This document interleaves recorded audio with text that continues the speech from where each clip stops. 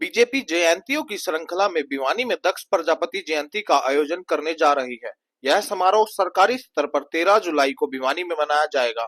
समारोह की तैयारियों को लेकर पीडब्ल्यूडी मंत्री रणबीर गंगवा भिवानी पहुंचे थे। इस दौरान उन्होंने पत्रकार वार्ता की और प्रदेश की सड़कों की हालत पर बोले कि हरियाणा प्रदेश के सड़कों के अधिकतर गड्ढे 15 जून तक भरे जा चुके हैं। जिन क्षेत्रों में बड़े स्तर पर गड्ढे, उनके टेंडर प्रक्रिया शुरू कर उन्हें भरा जाएगा। उन्होंने कांग्रेस पर भी निशाना साधते हुए कहा कि कांग्रेस नेतृत्व व गुटों में बटी पार्टी है। कांग्रेस के कई नेता तो बीजेपी में आने के लिए बीजेपी से संपर्क में है। अब कांग्रेस बिखराव की तरफ है। उन्होंने यहां तक कहा कि कांग्रेस तो गुटों में बटी हुई पार्टी है। प्रदेश की चरमराई हुई कानून व्यवस्था पर बोलते हुए गंगवा ने कहा कि मुख्यमंत्री ने कड़ी कार्रवाई के आदेश दिए हैं। जल्द अपराधी हरियाणा छोड़ देंगे या जेल में होंगे।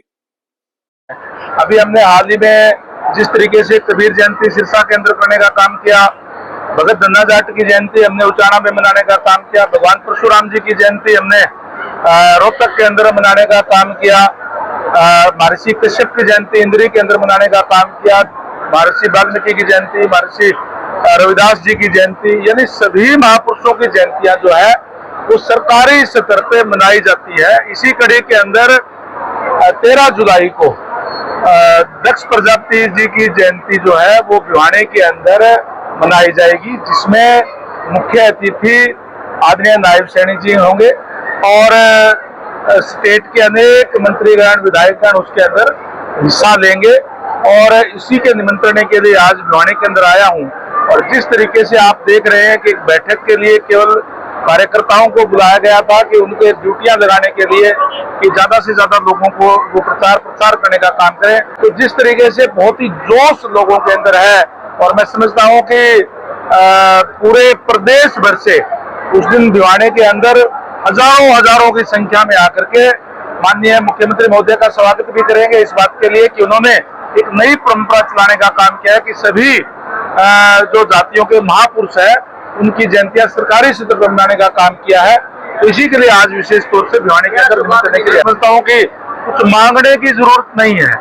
आप देख सकते हैं कि चाहे BC-A को और BC-B को भी अब तो चाहे पंचायतों में आरक्षण देने की बात हो, चाहे लोकल बॉडी के अंदर आरक्षण देने की बात हो, चाहे मेरिट के आधार पर नौकरियां देने की बात हो, ये वंचित वर्ग है जो खासकर जो प्रजापति समाज उसी में आता है जो BC-A में, चाहे वो प्रजापति है, चाहे वो खाती है, लोहार है, तेली है, धोबी है, मणियार है, ये तमाम जातियां वो जातियां हैं जो वंचित वर्ग की है। और जो कांग्रेस की सरकार ने जो पहले जो भी सरकारें रही हैं उन्होंने उनके साथ अन्याय करने का काम किया है। आज भारतीय जनता पार्टी के समय में न्याय मिल रहा है, फिर भी जो भी मांग जो समाज की तरफ से जो समाज के लोग बताएंगे वो माननीय मुख्यमंत्री महोदय के सामने रखेंगे। और मुख्यमंत्री महोदय उदार दिल के हैं, बड़े हंसते हंसते वो जो है सबकी मांग पूरी करने का काम जो करते हैं। अभी आपने देखा होगा माननीय मुख्यमंत्री महोदय ने ये आदेश दे दिए हैं कि अभी जो कड़ी कार्रवाई कोई भी अगर कोई क्राइम करने वाला है उसके खिलाफ होगी और अपराधी या तो हरियाणा छोड़ जाएंगे या फिर उनको गिरफ्तार करके जेल में डालने का काम जो है सरकार की तरफ से किया जाएगा। मुख्यमंत्री बनने के सपने तो बहुत से लोग ले रहे हैं, केवल अभय सिंह जी नहीं, लेकिन ये तो प्रजातंत्र है, किसी के कहने से नहीं।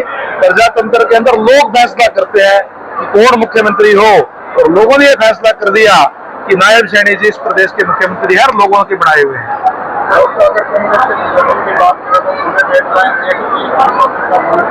कांग्रेस नेतृत्वहीन है। हरियाणा के अंदर मैं बात करूं तो कांग्रेस पार्टी नहीं है, बल्कि अलग अलग गुट है।